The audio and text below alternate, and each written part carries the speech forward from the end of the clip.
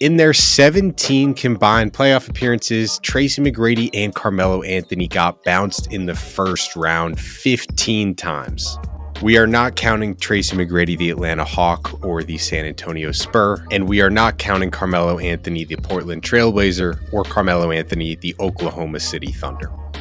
And let me be clear, this is not an attempt to try and tell you that Carmelo and T-Mac weren't good or they weren't talented. We are simply going to find out why the hell and how the hell did two of the most talented players ever pretty much never get out of the first round of the playoffs. So starting from the beginning, T-Mac gets drafted straight out of high school by the Toronto Raptors in the 1997 draft. A year later, he is joined by his cousin Vince Carter, and they form one of the most iconic duos in NBA history, T-Mac and Vince. Pretty soon, it becomes clear that Vince is going to be the guy that's the face of the franchise. T-Mac was younger, Vince had spent a few years in college, and if you remember, people were kind of comparing T-Mac at his best case scenario to being like a Scottie Pippen type. In T-Mac's third year, they make the playoffs. They play the Knicks in round one and they get 3-0 zipped. And then that summer, T-Mac hits free agency. T-Mac is from Auburndale, Florida, which is just 40 miles away from Orlando. And he ends up choosing the Magic. But it wasn't just the hometown for why T-Mac chose to sign with the Magic. They were allegedly going to form a big three that, if healthy and if it came to fruition, could have been one of the best big threes ever. Tracy McGrady, Grant Hill, and Tim Duncan. T-Mac signs, Grant Hill signs a 7-year, $93 million deal, and then Tim Duncan, the final piece to that big three, ends up going back to the Spurs. There are conflicting stories to exactly what happened. The story is that Tim Duncan actually verbally agreed to sign with the Magic. He was in, but Doc Rivers, yes, that Doc Rivers, who was the Orlando Magic head coach, told Tim Duncan that loved ones could not fly on the team plane. To this day, Doc Rivers says that that whole story is BS, but Grant Hill said that that is what happened, and that Tim Duncan's wife talked to Grant Hill's wife and said that Doc said I couldn't come on the team plane, and Tim, being the family man that he is, said, "Thanks, Orlando, but I'm out. I'm going back to San Antonio."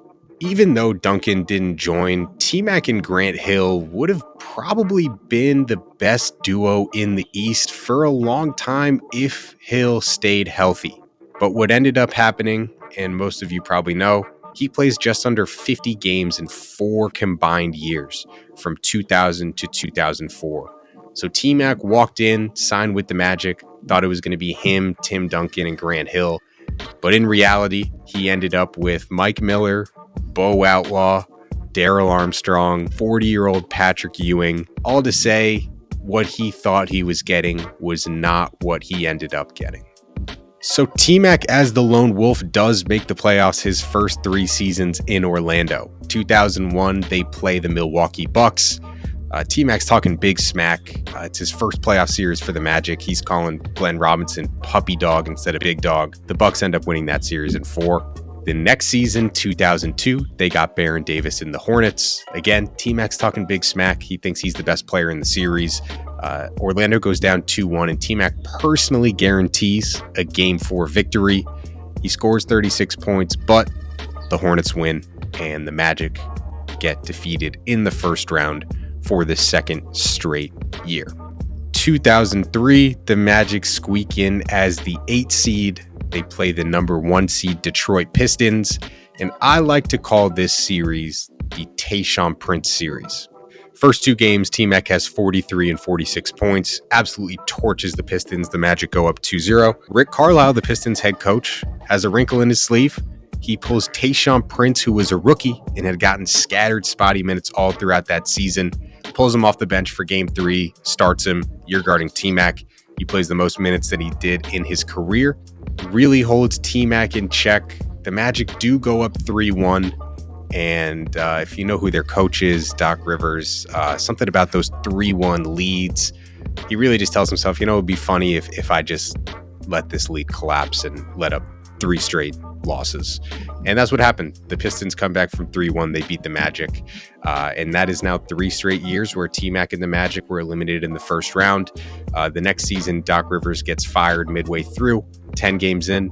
They bring in a new front office. T-Mac starts to clash with the front office. He's unhappy. The team sucks. Summer of 2004, one of the biggest trades of the decade happens. T-Mac and Juwan Howard go to Houston. Steve Francis and Cuttino Mobley go to Orlando. And now we have a new duo of Tracy McGrady and Yao Ming. T-Mac's Rockets tenure gave us probably the most iconic moments of his career. 13 points in 33 seconds, the dunk over Sean Bradley. But T-Mac never got out of the first round with the Rockets. He never won a playoff series. So how the hell did this happen? 2005, Rockets go up 2-0 on the Dallas Mavericks.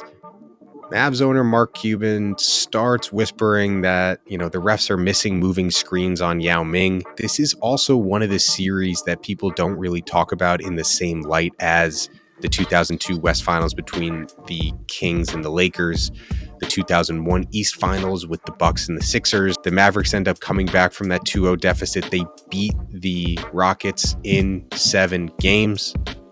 T-Mac out in the first round again.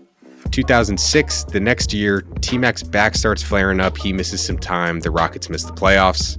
Then 2007, we have another 7-game first-round matchup, this time with the Utah Jazz. The Rockets end up losing that series, and after the game was one of T-Mac's most depressing press conferences ever. I'll show you it here. This team is going to go as far as I take them, and, I tried my best. I tried, man. I just, maybe I could have made an extra play here. Maybe I could have got those loose rebounds that we needed in the fourth quarter that we didn't get down the stretch of the game. Maybe I could have did more, but it didn't happen. I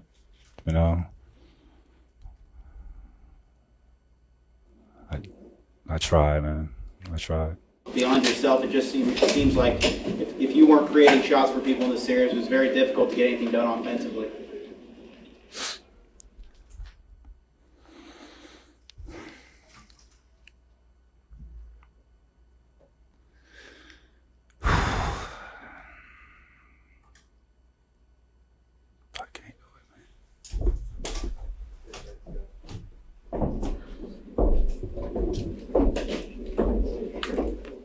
So the Rockets lose in 7 to Utah, and that is 5 first-round exits for Tracy McGrady in 7 seasons. 2008, they're back at full strength. They go on a 22-game winning streak. However, Yao Ming gets injured in that win streak. He's out for the rest of the season. His replacement, 41-year-old Dikembe Mutombo, not exactly the same as a prime Yao Ming, you could say. And the Rockets lose in 6 games to the Jazz in round 1. T-Mac gets his first knee surgery that summer. It's a cleanup procedure, but when he comes back, he's not the same. The 2008-9 season, he averages 15 points a game, and they end up shutting him down and performing microfracture knee surgery on him, which ended his season. And really, if you go look at it, after that knee surgery in 2009, T-Mac was never the same. And that is Tracy McGrady's 2000s. He makes the playoffs 7 times, 7 first-round exits. The funny thing and kind of blemish on T-Mac's Rockets tenure is that next season in 2009, when he's out, the team actually makes it to round 2 and takes the eventual champion Lakers to 7 games. So you can read into that however you want, but the Rockets with Aaron Brooks, Luis Scola, Meta World Peace, Shane Battier, they got further in the playoffs than Tracy McGrady ever did. And that is how Tracy McGrady was bounced 7 times in the first round in the 2000s. Let's shift, stay on talented small forwards, and talk about Carmelo Anthony. 6 months, 82 games, and finally the postseason is here. First up, the SoFi NBA Play-In Tournament. The rules are simple. Win to get in. 8 teams will battle in a win-or-go-home style tournament that is bound to be full of excitement, highlights, and drama. There's no better way to set the stage of the NBA playoffs than this, so you don't want to miss them. Watch TNT's coverage of the SoFi NBA Play-In Tournament on TNT, True TV, and Max. This episode of Forgotten Seasons is sponsored by DraftKings Sportsbook. It is NBA playoff time, and there is no better way to get in on the action than with my friends from DraftKings Sportsbook. They've created an amazing offer for all new fans. Sign up today using promo code Forgotten Seasons. Bet just $5 and get $150 in bonus bets instantly. That's right, new customers just sign up using code Forgotten Seasons. Bet $5 on anything, and you'll get $150 in bonus bets instantly. You can use those bonus bets to build your very own same-game parlay. Just combine multiple legs from the same game for a shot at an even bigger payout. So what are you waiting for? Download the DraftKings Sportsbook app now, sign up using code Forgotten Seasons, bet $5 on anything, and get $150 in bonus bets instantly. That's code Forgotten Seasons, only at DraftKings Sportsbook. The crown is yours. Now we're going to bring in my co-host and our resident Denver Nuggets expert, Jelani McCoy. Out of Melo's 13 playoff appearances, how many times do you think he got knocked out in the first round? 13? Not that bad. Close. 10. 11. I knew it was double digits. So Carmelo, one of the most gifted scorers of all time. He's at the top of the leaderboards for points scored, but the dude got bounced out of the first round a lot. I believe that him and Terry Porter are tied with 11 for the most first round exits of all time. We're going to get into it. I think for Melo, for T-Mac, I think it was a combination of incompetent front office and then injuries. For Melo, I think he just got a bad bounce in those playoff matchups a lot, specifically in Denver. You were there for 2008 when they lost to the Lakers, but before we get into the year by year, what was your first introduction to Carmelo Anthony? What did you know about him going into that team? What was your perception? Did your perception change? Set the scene for us in Denver in 2008. Denver 2008. Yeah, I thought Melo was Melo before I came in there. You know what I mean? I was a big fan of Melo, the way he was playing the game at that point. He was doing a lot of rim running, no freaky. Obviously the ISO, he was scoring from all three levels, really. You know what I mean? He was catching lobs in transition. He was early post-ups in transition. He was obviously the mid-range assassin from the low block. From the wing. You know, he was Melo. It's almost peak Melo. This is jumping-ass Melo. You know what I mean? This ain't jab, jab, jumper Melo. This is jab, jab, go hard, right, and dunk on your ass Melo. So he was everything as advertised as far as I'm concerned when I was there. We did have a running tab in practice. We would always go up against each other's dunks. We would try to block each other's dunks, you know what I mean? So I think we ended up tied like 2-2, but whenever we were headed towards the rim, we always make sure, you know what I mean, that we gave each other a fair one, gave each other an opportunity to block us. So Melo was a maniac, great practice habits, fit well in a George Karl system. I just think as far as it pertains to Melo, it wasn't about his talent as it was the front office and maybe some of the coaches' idea of, trying to prove themselves, i.e. George Karl versus PJ. You know what I mean? And some of the other Western Conference giants that, we're used to playing in the playoffs. So Melo was as advertised, and he was maybe unfairly bounced a couple times early in the first round, because you have to have, can't just be Melo. You know what I mean? We found that early during the time. It wasn't about one or two players. You had to have a bench. You had to have, a starting five. You had to have a top seven for real. So I think he had that, but he didn't have that as we can see. So it wasn't Melo's fault. He was as advertised, a bucket, intense. He was playing well on defense. He was rebounding. He was doing everything he probably should do to go on to the second round. So to set the scene for kind of Melo's arrival in Denver, so he goes third overall in that draft after LeBron and then Darko Miličić. Darko, that's the homie. That's the homie too. It's too bad Darko's because the homie? He cool. Darko's Really? cool. Yeah. Really? Yeah. Where's Darko from? What country is it? Is it Croatia or Yugoslavia? Is he Serbia? He could be Serbia. Everybody loves Darko. Regardless, He's from Serbia. Yeah, Serbian dudes is usually cool with the brothers. Shtema brate. Really? Yeah, they use Shtema brate. That's what that's what's up, brother, in Serbian. So Darko, regardless of what fans may think, he was a wash as the number 2 pick. Like the players loved him. Remember, he went on to Detroit, kind of resurrected himself a little bit. So you can't blame Darko for being picked number 2. What he's supposed to say, I'm not going to go number 2. Pick me later. You know what I mean? So at the end of the day, yes, I digress, but Darko was the homie. So Melo goes 3 behind LeBron and Darko. And right before he gets there in Denver, when you think of Denver now, you think of the baby blue uniforms and, the cornrows. But before that, they were just as bad as any franchise has ever been in a 5-10 year stretch.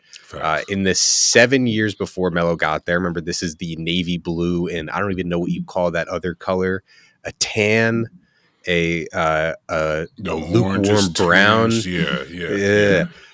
7 years before he got there, their win totals were 21, 11, 14 in the lockout year, 35, 40, 27, 17. So he gets to Denver and he is the franchise. They rebrand their jerseys, and Melo is the guy.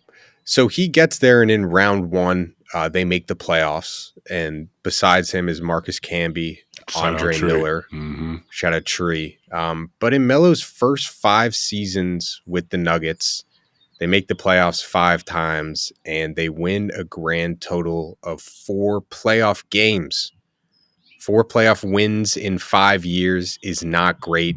But I think if you kind of go into who their matchups were, they weren't getting rolled by teams that didn't do anything after. 2004, his rookie year, they get the T-Wolves in round 1. That's KG, Sprewell, and Cassell.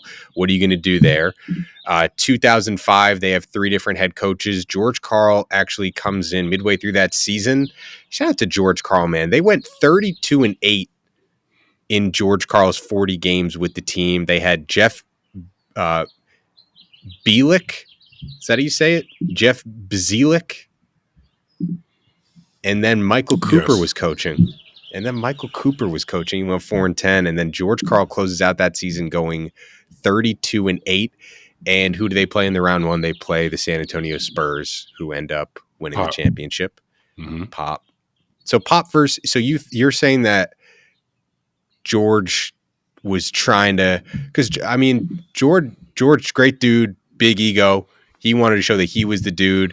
So what's an example of something that he would do to try and kind of big up Phil Jackson or Greg Popovich from your perspective when you were there? Well, he would try to make rivalries. Right. When I came to Denver, they hated the Lakers. Everything was Laker this, Laker that. You can't wear Kobe's and whoop-de-whoop-de-whoop. But when I was there, I was like, they don't look at y'all like no rivalry, fellas. This is admirable but misplaced. Like I assure you, the Lakers aren't looking at you like a rivalry. But that's what he tried to do, and that's what he had to do. Shout out George. George can galvanize the troops, get everybody focused on one mission. He's got a great style of play that everybody likes to play fast. You know what I mean? At this point in time, he's a cool players coach. I think George's rules, we get over 20 assists, no practice the next day. So he has some cool incentives, for veteran teams. And, that's a big turnaround to go 32-8 after a shitty situation like that. That's what I mean. Shout out George Karl. George Karl going to get you right. But I think George he was in Seattle, right? When he did his thing. Then he went to Milwaukee. Yep. Right. So now he's in the Eastern Conference going against Eastern Conference coaches, yada, yada, yada. Comes back to the Western Conference. You got your Popoviches, legacy postseason. PJ, legacy postseason. Yeah. Even Portland, whoever, you know what I mean? Flip Saunders in Minnesota. These dudes are in the postseason or entrenched. Don Nelson. Come on now. These are, these are a lot of these probably crossed over in the CBA. Don't forget about the CBA rivalries. PJ coached in the CBA. George coached in the CBA. I'm pretty sure if we go down the line, a lot of these coaches, they had some stints in the CBA. So they're still. And the CBA, for people that don't know, that was like the D League, right? Ish. One step above. That was almost like, yeah, a step above the GBA. It was almost like the ABA. Yeah. Right Okay. before the ABA came to the NBA. But yeah, for the better parts, it was. Remember who told us that story? Isaiah. Yeah. About how to see. I brought people think that the CBA failed when I took over, but David, man, shout out to Isaiah. Shout out to Zeke. Yeah, put us on some game. But yeah, the CBA did eventually end up being the G League.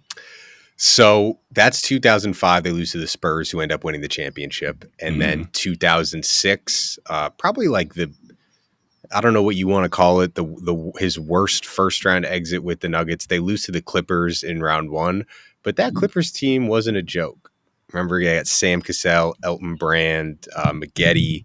That was that, and then 2007 is when they make the Allen Iverson trade. Year in 2008, I think, was the only full season that Melo and AI played together. They play half the 2007 season together. They play the full 2008 season, and then they trade Iverson for Billups. Iverson and the Nuggets, I think, probably something that, from a cultural standpoint, meant a lot more than from an actual basketball standpoint. I think you probably see a picture of Melo and AI once every other day on your Instagram, a couple times a week. What was the actual basketball fit with Carmelo and Allen Iverson, two of the most prolific scorers ever? But do you think two people that like the ball that much, not enough balls? No freaky. You need the perfect supporting cast if that's ever going to work. I think they had like a AC Carter. They tried these other point guards who didn't, who had no interest in scoring. They would just inject those type of point guards in there to have somebody to facilitate. But at the end of the day, that's not enough balls to go around. You know what I mean? That's a lot of isolation. Chuck needs that ball to be Chuck at the end of the day. And not to say that Chuck was selfish, because I done seen Chuck dime and, hit people in the dunk spot, come off the ball when he needs to. But at the same time, he did bring him over there to be Allen Iverson. I don't know if you guys remember when the trade happened and he flew in on the private jet. I remember watching him landing in Denver and that being a big deal as he walked off the private jet. So, culturally, as soon as he was on his way, Denver was going nuts. You know what I mean? AI and Melo, who don't want to see that at the end of the day. But I think that combination of styles really doesn't lead to a lot of playoff success. Has there ever been a team that has just like with their two first options? I mean, Luka and Kyrie right now, but that's similar, different. Yeah, to me that's different. They got a level of artistry and magicianship that they just learned. Right, their relationship has changed recently. You know what I mean? Now look at Luka going to help out Kyrie. Remember, they was on. It didn't look like they was at odds. It just didn't look like they was at. Luka's more of like a LeBron than he is a Carmelo too. In a sense of that dude can pass the hell out of the ball and likes to pass. Paul Pierce and Antoine Walker didn't work. They got to a conference fight. It didn't work, but they got decently far. But they also had other people like that was like that was like the AI E Snow and them teams. You know what I mean? It was them two and a whole bunch of other people that made the glue. You know what I mean? I feel like as far as it pertains to Paul and Twan, but that was a lot of electricity in the building. Obviously culturally and firepower, but you coming against teams, man, and coaches who scheme, you know what I mean? And they're the highest level of scheming against talented offensive players because you're talking about coaches who had to prepare for Kobe and Shaq. Right. Tim and you know what I mean, and Manu and 3 and 4 people. So just having 2 with these type of coaches in the Western Conference at the time, to me, is not enough. The mid-2000s West, which you were in, was also way different than Phoenix. That We ain't even talking about Phoenix and you know what I mean, Stat and Nash and all those teams. Yeah. So yeah. D'Antoni, yeah. Yep. So 2007, that first half year with Iverson, again, they draw the Spurs. Mm-hmm. That sucks. The Spurs end up winning the title. And then the next year you come in 50 wins and they get swept by the Lakers in the first round.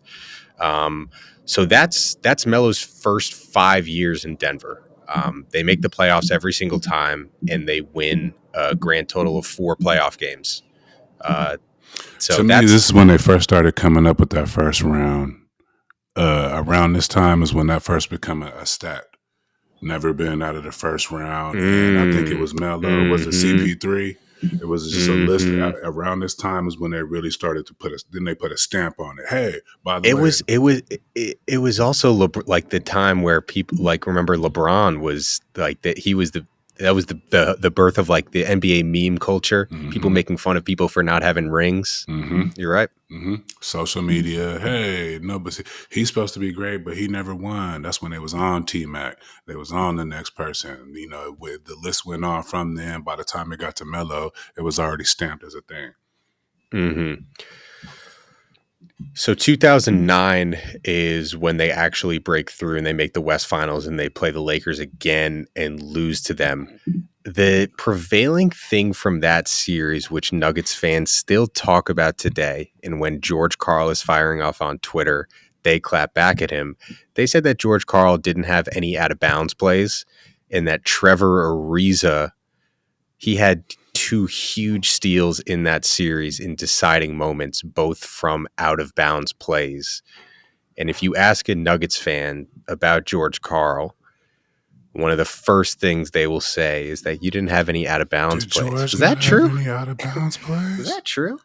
I know in the NBA. Hold on. Are we talking about like quality ones that get you that lead to a bucket over on the weak side, or just like, are we saying that George is like, just get it in? Well, I know in the NBA, it's not like college or high school where you have your, 14, 1-4, the picker for the shooter. But I'm trying to think because they very well might be right. So this is game 1. That was a play. That's a play, player. That is a play. That's a bad pass. Who passed that? That's a bad pass. That's more. I think that's more about Trevor Ariza than anything. It looks like Trevor Ariza knows the play. Oh, yeah. Right. It may not have been nothing scientific or like, you get your backside weed out and then we're going to get a lob on the, but it looked like they ran something and Trevor read that. Yeah, he did it twice in the series. He did it in game 1 and he did it in game 3. So that's more of a Trevor Ariza. That's more of a player thing, being disruptive. Yeah, and bad inbounders. In my opinion. You can't take away or discredit coaches for sometimes players being disruptive and having a high level IQ. But if that's something Trevor sees and he's not telling anybody, he just wants to read and react to it. You know what I mean? So maybe he doesn't want to give himself up on film as knowing the play. Basketball players, you're playing with Kobe Bryant, you studying film. He probably seen something on the. Remember, he told you, Kobe told him, watch this, do this, be here, woo-dee. So you can't always credit or discredit coaches or players and vice versa based on somebody's natural instincts. And a lot of those are showed on like after timeout plays, sideline out of bounds, and inline out of bounds. If you're coaching, who are you putting in as the inbounder in a clutch situation? Are you putting the point guard? Are you putting your best player? Are you putting a big man? Who do you like in that side out of bounds situation? Tony Goo coach. That big 6'9", 6'10" mofo that know how to pass with a high level IQ. Who's that dude on my team? I don't want the point guard out there. How tall is my point guard? Is he 6 feet? Is he 6'1"? I don't care if he can pass. You know what I mean? The sideline out of bounds with dudes with 7'2", 7'4" inch wingspans, waving is a little different than bringing the ball up court and calling whatever this is or whatever your thing is. So I want a Tony Goo coaches type player, tall, high level IQ. and then, to know when to take the timeout when it ain't cracking. Give me that dude as opposed to the best passer. So if you're George Karl and your roster is Chauncey Billups, Carmelo, Kmart, Nene, J.R. Smith, Birdman, Dante Jones, Linus Kleza, Anthony Carr. Who are you? So you put in Kleza as the inbounder? No. Like, he just want to score. I'm gonna give it to my dog. Maybe Junior. Maybe Kmart. I don't think I could be wrong. I am on Japan time, but I don't remember Kmart making too many dumbass plays like that. He might take a hard ass foul, you know what I mean, and do something wild, but I don't remember him making like dumbass IQ plays. He did play for a serious college coach. You know what I mean? Huggins. Bob Huggins. They damn near won the national championship or competed for one. I would take Kmart in that spot. I would take Junior in that spot. Lord forgive me, but I need Melo somewhere. He can't take the ball out. He either got to be a distraction or coming to the ball. So the next season is Melo's last postseason on the Nuggets, and they lose to the Utah Jazz, who I just talked about. They knocked out T-Mac twice. How good was that Jazz team with D. Will, Boozer? I think they came up in our D West episode too. Millsap off the bench. That's like, and you're going to Salt Lake. That's a hostile environment. They to me were like the heel of a lot of good players. Yes, they were. They're a pain in the ass. You got to go to Salt Lake. You got to play against, the six man, so to speak. You got to hear some bullshit. They're also very knowledgeable in Salt Lake as far as it pertains to basketball. They understand runs and hustle plays. They understand, when teams are about to make runs. So give them credit for that at least. But yeah, you got to go in and take it from you. And them Utah teams was good. This is Jerry Sloan team. This is before Jerry Sloan and D. Williams got into it. These are well-coached, heavy pick and roll options. Mehmet was a pick and pop. You got Boozer rolling on the rim, finishing with the left hand. Paul Millsap coming in. So these teams weren't no punk at the end of the day. A Jerry Sloan team in the postseason ain't no slouch. So you're going to have to take it from them. So then Melo the next year gets traded to the Knicks, and that's been dissected a million times, and you've got Melo saying that he never actually wanted to leave Denver, and then you have pretty much everybody else saying that no, he was ready to leave. He wanted to go to the Knicks. They could have. I mean, shout out to the Nuggets front office. I think teams often don't do this, and that they got a lot for him. I think I saw that they picked Jamal Murray with a pick that they got from Melo. So, in my opinion, and as a Knicks fan, the reason why Melo and the Knicks never went far, I think that's one reason. I think the front office was horrible. You had Phil Jackson coming in on his old man, Phil Jackson. He was fresh from Japan like I am. PJ was fresh from Japan or Wyoming or Montana. He's fresh off the ranch in Montana.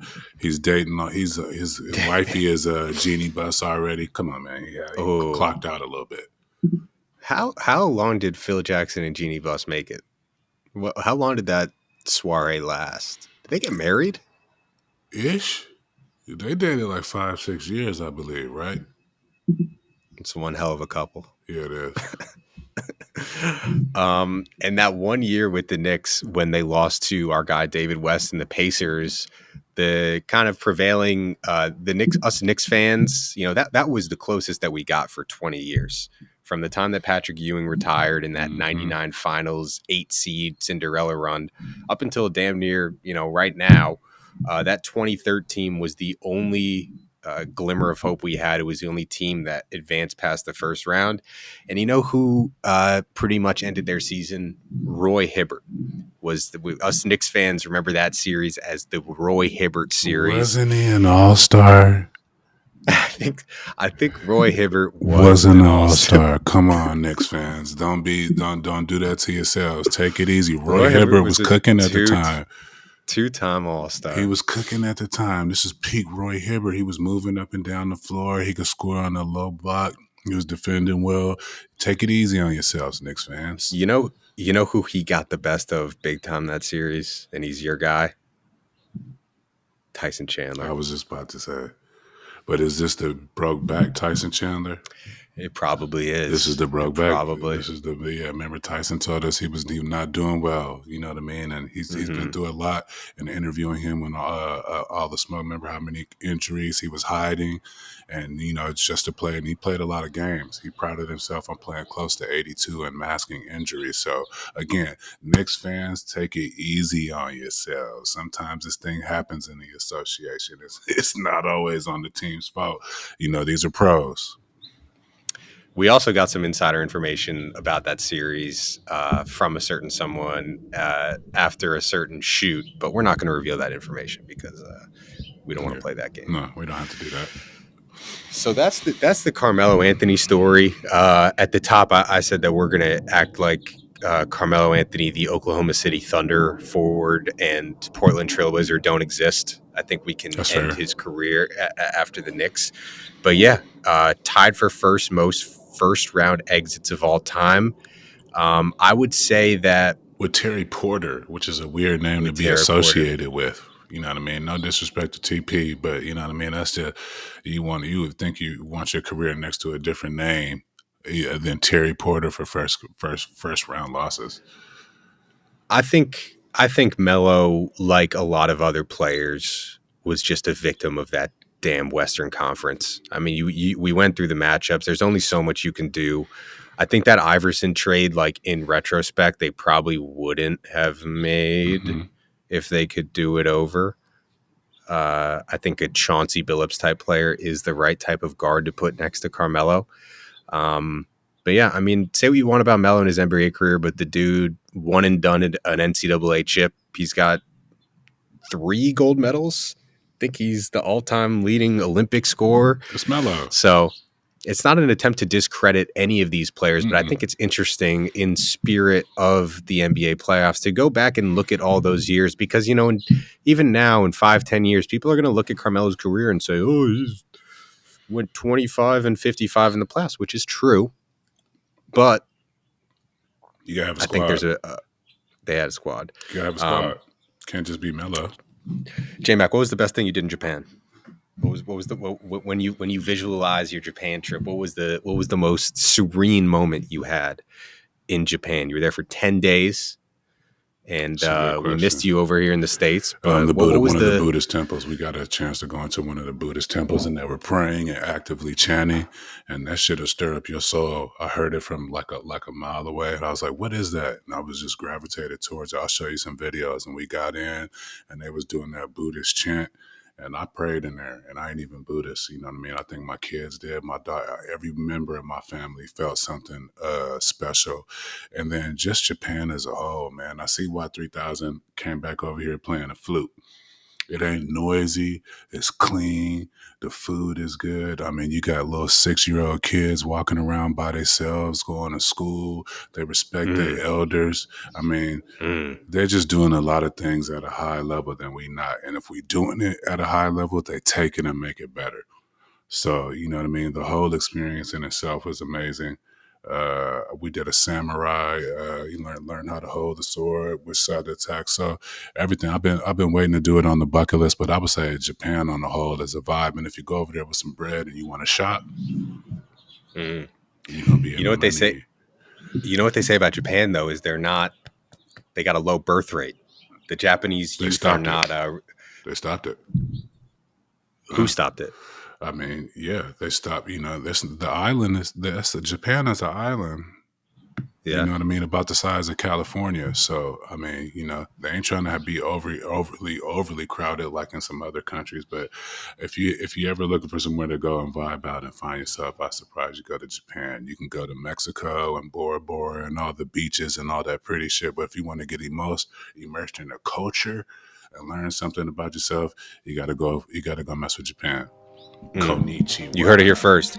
Man, come for Forgotten Seasons and leave with some travel recommendations. We'll catch you guys next week.